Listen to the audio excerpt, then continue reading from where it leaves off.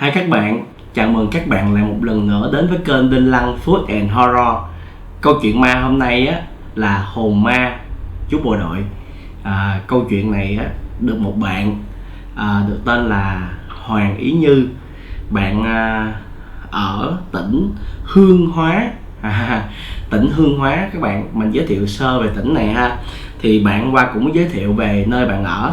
Hương Hóa là theo bạn đó được mệnh danh là Đà Lạt thứ hai của Việt Nam mình, và tỉnh này là giáp ranh với lại Lào.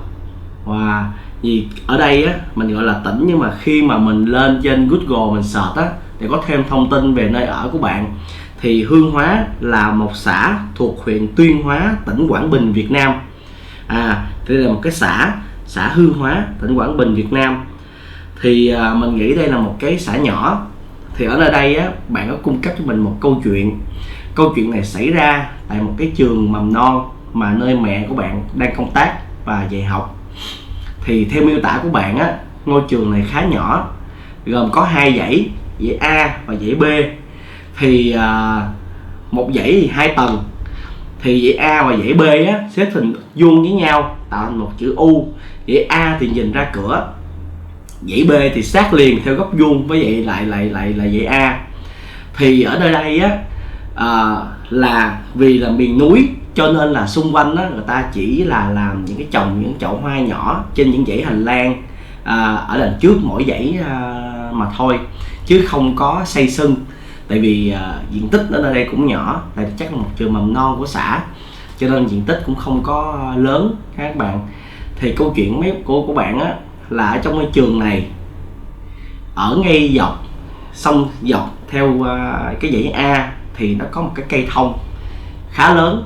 Mặc dù xung quanh chỉ trồng hoa thôi, nhưng không hiểu tại sao ngay đó là một cây thông khá lớn.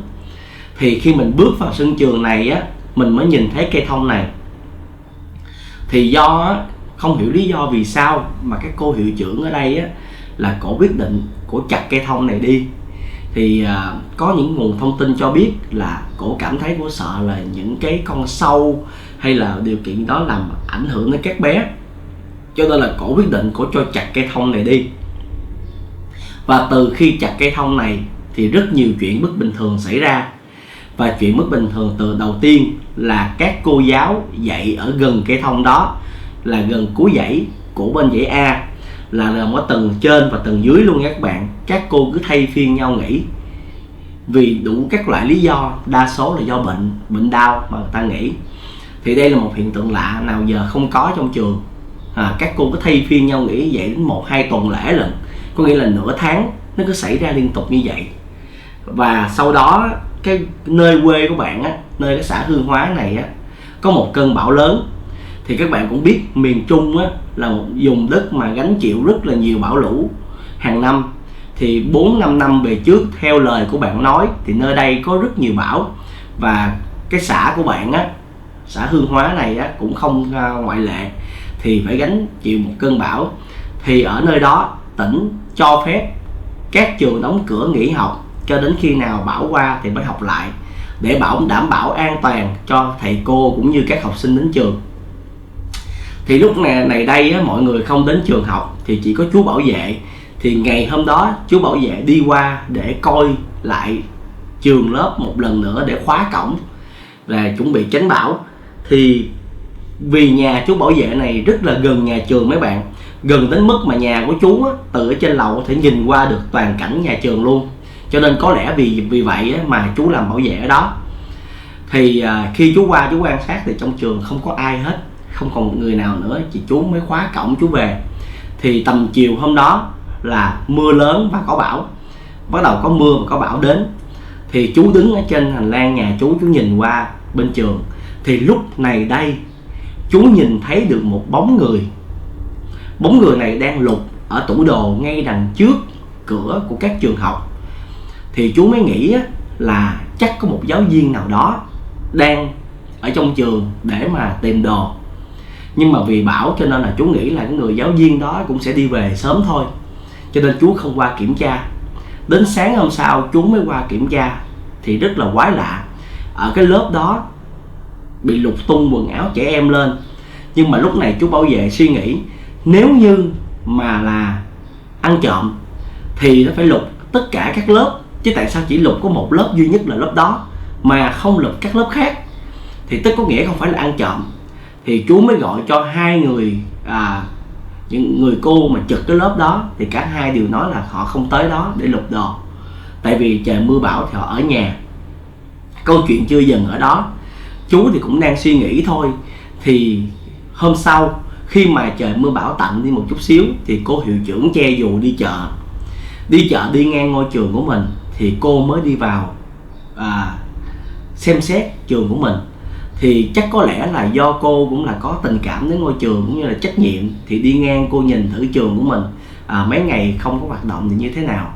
Thì khi cô bước vào thì theo lời bạn tả, trường của bạn là do là đồi núi, cho nên là cái đường đi vô nó hơi lài các bạn, nó không có bị chúi xuống mà nó hơi lài và có đổ xi măng. Thì khi mà cô đứng ở đó thì cái bảng hiệu trường học nó rớt xuống, làm cho cô hiệu trưởng trong tình trạng thập tử nhất sinh, máu me đầy người, phải băng bó vào bệnh viện, nhập viện. Mặc dù rất là khó hiểu, tại vì cái bảng hiệu này vừa mới được thay lên, và chú bảo vệ thì ngày nào cũng ra thăm chăm nom và xem xét rất là kỹ, nhưng không hiểu lý do tại sao con ốc của mẹ bảng hiệu lại bị lông ra và làm bảng hiệu không chắc chắn rớt xuống đè cô hiệu trưởng. Thì lúc này hiệu phó của nhà trường, cô mới xem xét sự việc cũng như là tại sao xảy ra vụ tai nạn như vậy.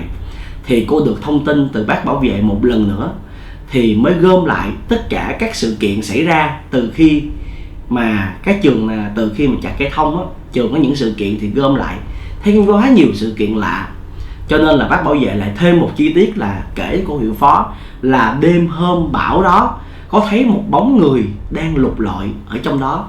Thì là càng làm cho cô hiệu phó rợn người. Thì bắt đầu cô cảm thấy có chuyện không ổn và cô đã kêu thầy.